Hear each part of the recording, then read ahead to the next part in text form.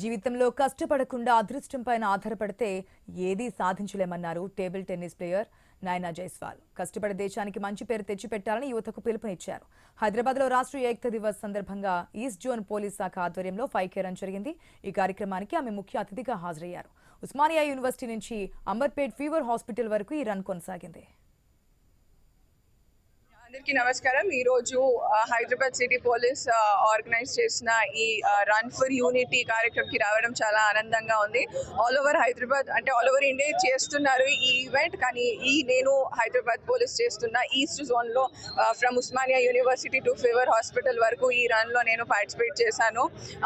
చాలా మంది యూత్ కూడా ఈ ఈవెంట్లో పార్టిసిపేట్ చేసింది. చాలా అద్భుతంగా కార్యక్రమం జరిగింది. యూత్కి నేను చెప్పేది ఒకటి, అదేంటంటే మనము లైఫ్లో కష్టపడకుండా కేవలం అదృష్టం మీదే ఆధారం పడితే మనం 100 జన్మలెత్తిన విజయాన్ని సాధించలేము. కావున మనం కష్టపడి కాకుండా ఇష్టపడి చేసే పనులు దేశానికి ఉపయోగపడతాయి మరియు అందరికీ కూడా ఉపయోగపడతాయి. అందరికీ నమస్కారం.